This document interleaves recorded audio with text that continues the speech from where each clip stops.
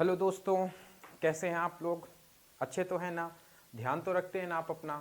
किसी और के भरोसे तो नहीं छोड़ रखा आपने? आप अपना ध्यान ध्यान रखिए। चलिए, आज हम बात करते हैं भारतीय संविधान के भाग। हमारे भारत के संविधान में कितने भाग हैं टोटल? तो हमारे भारत के संविधान में 22 भाग हैं। कितने भाग हैं टोटल? तो हमारे संविधान में कुल मिला के 22 भाग हैं। हम एक एक भाग को क्रम वाइज क्रम स्टडी करेंगे और ये देखेंगे कि किस भाग में कितने अनुच्छेद आए हुए हैं।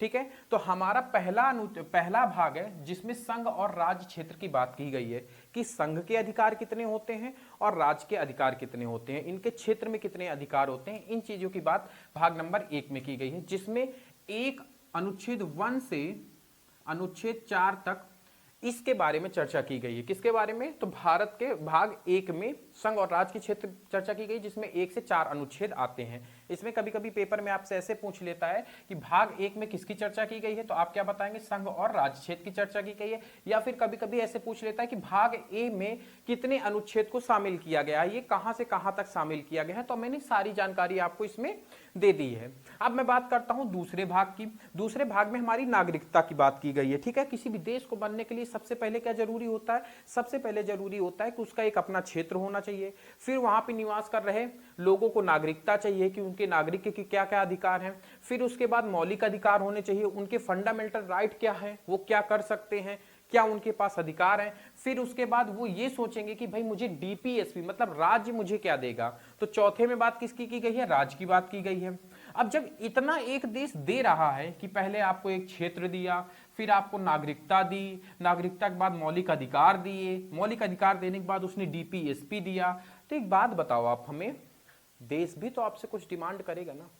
तो ठीक उसी में ये 42वां संविधान संशोधन में 4A को जोड़ा गया। और क्या जोड़ा गया? मौलिक कर्तव्य। पहले मौलिक कर्तव्य 10 हुआ करते थे, 11वें मौलिक कर्तव्य को बाद में जोड़ा गया। ठीक है, तो अब प्रेजेंट टाइम में कितने मौलिक कर्तव्य हैं? 11। मौलिक कर्तव्य का मतलब है कि नागरिकों के भी कुछ अपने कर्तव्य हैं, जैसे साफ सफाई करना, या फिर जो हमारी इमारतें हैं, जो विश्व धरोहर हैं, उनको हमें देख रेख करना, कचरा ना फैलाना, घर की सफाई करना, लड़ाई झगड़ा ना करना, ये एक देश के लोगों का कर्तव्य है। अपने देश के लिए शहीद हो जाना, लोगों मतलब जवानों को भेजना बॉर्डर पे, तो ये किसके अधिकार हैं? ये मौलिक कर्तव्य हैं।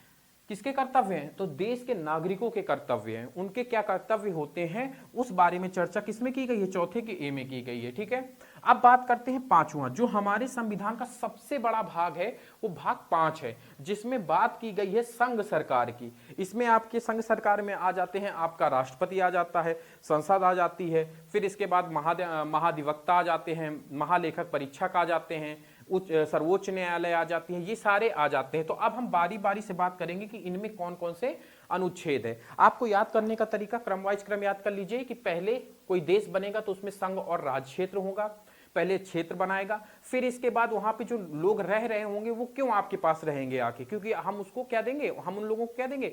नागरिकता देंगे, उनको कुछ अधिकार देंगे। तो फिर हम सेकंड में सबसे पहले क्या देंगे? भैया नागरिक हो आप, हमारे देश के नागरिक हो, मैंने ये चीज मान ली है। तो कैसे याद करेंगे? पहले क्षेत्र बनेगा, फिर नागरिकता मिलेगी, नागरिकता के बाद लोग लालची टाइप के होते हैं ना, भारत के लोग तो ऐसे भी थोड़ा सा लालची होते हैं, थोड़ा सा लालच दे दो तो कुछ भी कर जाते हैं। तो ठीक उसी प्रकार से जैसे हमने लालच दी भी हम मौलिक अधिकार देंगे आपको, आपके पास कुछ अधिकार होंगे जो आपको कोई नहीं छीन सकता, तो फिर मौलिक अधिकार मिलने के बाद फिर कहेंगे कि नहीं भैया मुझे और भी तो कुछ चाहिए, ये तो केंद्र सरकार दे रही है, राज्य सरकार हमें क्या देगी? तो चौथे में बात किसकी की गई है? डीपीएसपी की बात की गई है कि डीपीएसपी राज्य की नीति निर्देशक तत्व की बात की गई है कि ये हमें क्या देंगे। इसके बाद फिर देश कहेगा कि भैया मैंने इतनी सारी चीजें आपको दे दी, आप भी तो हमें कुछ दो, आपके भी तो कुछ कर्तव्य हैं। तो फिर चौथे के ए में बात किसकी की गई है? मौलिक कर्तव्य। इस स्वर्ण सिंह समिति के द्वारा 42वां संविधान संशोधन 1976 के थ्रू जोड़ा गया था। कौन सा? चौथा संविधान, चौथे का ए जोड़ा गया था।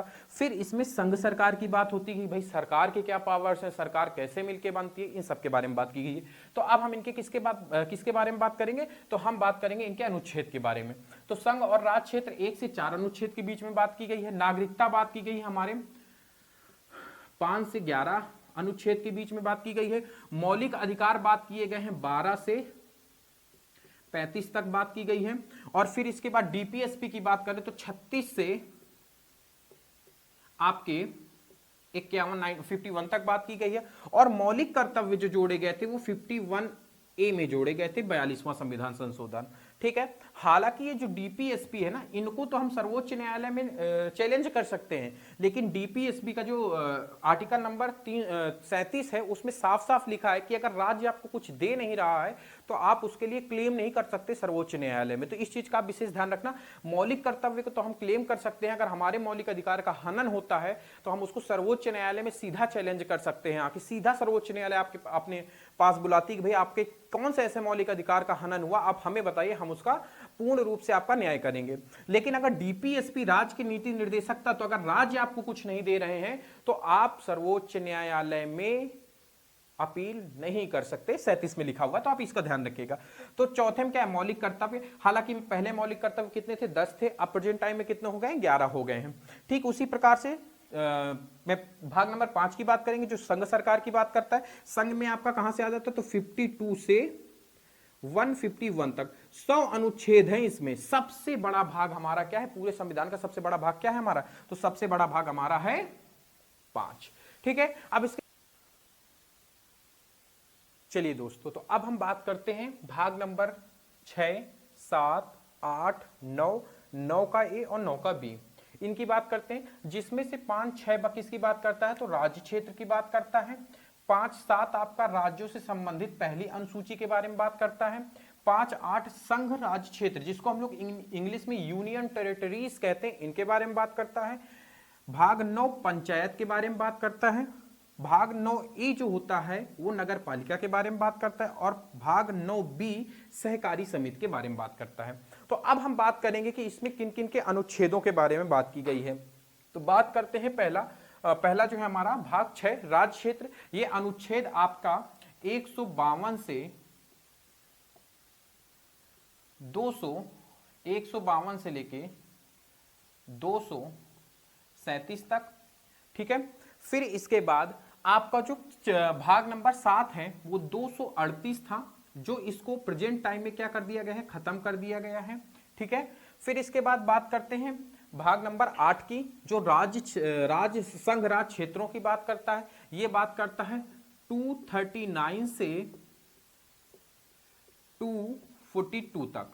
ठीक है, अनुच्छेद 239 से 242 तक बात करता है। ठीक उसी प्रकार भाग नंबर 9 बात करता है पंचायत की, जो 243 से 243 ओ तक बात करता है।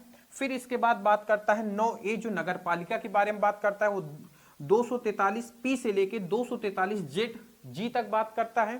ठीक इसी प्रकार से जो 9B है ये सहकारी समिति की बात करता है, जो 243 से 243ZH से 243ZJ तक बात करता है। ठीक है, अब हम बात करेंगे नेक्स्ट में 10वां क्या बात करता है, 11वां क्या बात करता है। आप तब तक इसको नोट कर लीजिए, इसके बाद आगे बात करते हैं। अब बात करते हैं हम लोग भाग 9, 10, भाग नंबर 10, 11, 12, 13, 14 और 14A के बारे में बात करते हैं। ठीक है, तो 10 में किस चीज की बात की गई, तो अनुसूचित जाति और जनजातीय क्षेत्र के बारे में बात की गई है कि भारत में कौन कौन से अनुसूचित क्षेत्र होंगे और कौन कौन से अनुसूचित जनजातीय क्षेत्र होंगे। ठीक है, इसी तरीके से 11 में बात की गई है संघ और राज्य के बीच संबंध के बारे में बात की गई है कि इनके बीच में संघ और राज्य मतलब केंद्र और राज्य के बीच में संबंध किस प्रकार से होंगे, विधायिक संबंध किस प्रकार से होंगे, कानूनी संबंध किस प्रकार से होंगे, इन मामलों की चर्चा भाग नंबर 11 में की गई है। भाग नंबर 12 की मैं बात करूं तो भाग नंबर 12 में वित्त और संपत्ति की बात की गई है। इसी में देखिए 300A में हमारा मौलिक कर्तव्य में जो शामिल था संपत्ति का अधिकार, वो 300A में भाग नंबर 12 में आके गया। ये आप देखो अनुच्छेद आपको पता है कहां पे है, आपको ये पता है किस संशोधन से हुआ है, लेकिन ये नहीं पता कि किस भाग में है। तो आप इस चीज को विशेष ध्यान रखिएगा कि भाग नंबर 12 में 300A में संपत्ति का अधिकार अब हमारा मौलिक अधिकार नहीं रहा, वो किसमें डाल दिया गया है, तो उसको डाल दिया गया है वित्त और संपत्ति में डाल दिया गया है भाग नंबर 12 में। ठीक है, अब भाग नंबर 13 की बात करते हैं तो 13 में क्या होता है, भारत के राज्य क्षेत्र के भीतर व्यापार, वाणिज्य और समागम, मतलब कहने का कि भारत के बीच में, भारत के अंदर जो राज्य हैं उनमें जो व्यापार होगा, व्यापार के क्या नियम होंगे, वाणिज्य के क्या नियम होंगे, समागम के क्या नियम होंगे, इन सब की चर्चा किसमें की गई है, तो इन सब की चर्चा की गई है भाग नंबर 13 में की गई है। ठीक उसी प्रकार से भाग नंबर 14 के बारे में, तो संघ और राज्य के अधीन सेवाएं, इसका मतलब होता है कि इसके बीच में आप देखिए जैसे यूपीएससी देखते हैं, स्टेट पीसीएस देखते हैं, इन सब की चर्चा किसमें की गई है, तो भाग नंबर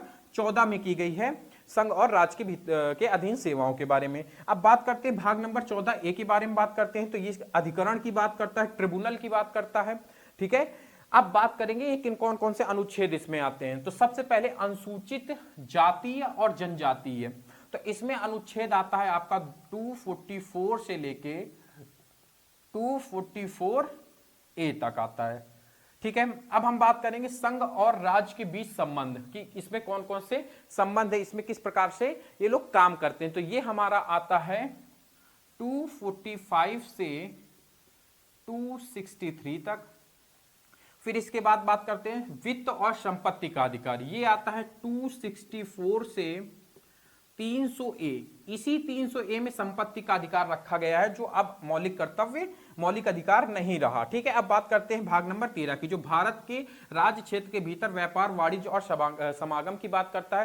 तो ये हमारा बात करता है 301 से 307 तक बात करता है। ठीक इसी प्रकार से अब हम 14 की बात करेंगे, भाग नंबर 14। इसमें क्या आता है, संघ और राज्य के अधीन सेवाएं। इनमें क्या आता है, तो इनमें आप इसमें अनुच्छेद 308 से, इसमें आपका देखिए संघ और राज्य के बीच में जितनी भी अधीन सेवाएं हैं, ये आपकी आती हैं 308 से 323 तक। अब हम बात करते हैं ट्रिब्यूनल की, अधिकरण की, ये आता है 323A से 323B तक आता है, ठीक है। तो आई होप मेरे हिसाब से आपको अनुच्छेद 14A तक आ गया होगा। मैंने बहुत अच्छे, बहुत सरल तरीके से समझाने की कोशिश किया है। अब इसके आगे के अनुच्छेद तथा उसके भागों के बारे में बात हम आगे करेंगे, ठीक है। चलिए दोस्तों, तो अब हम बात करेंगे भाग 15, भाग 16, भाग 17, भाग 18, भाग 19 और भाग 20 के बारे में, ठीक है। भाग 15 में क्या दिया गया है, निर्वाचन की बात की गई है कि क्या निर्वाचन में क्या इसके प्रावधान रहेंगे, ठीक है। चुनाव आयोग क्या होगा, कितनी चुनाव डालने की एज होगी, ये सारी चीजें किसमें बात की गई है, भाग नंबर 15 में बात की गई है। भाग नंबर 16 की बात करें तो कुछ वर्गों से संबंधित विशेष प्रावधान, इसमें एससी और एसटी के बारे में बात की गई है कि इनका प्रमुख प्रावधान क्या होगा, मतलब इनके क्या क्या अधिकार होंगे, इन सब की बात भाग नंबर 14 में, भाग नंबर आपके 16 में की गई है। भाग नंबर 17 की बात करें तो राजभाषा के बारे में बात की गई है।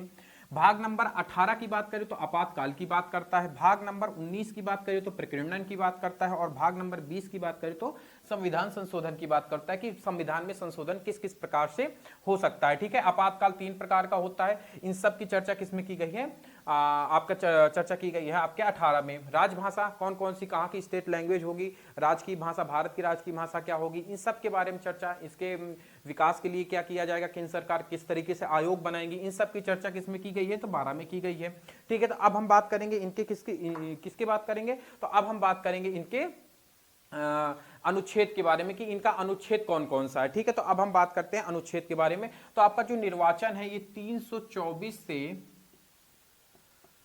339 का तक चलता है, ए तक चलता है।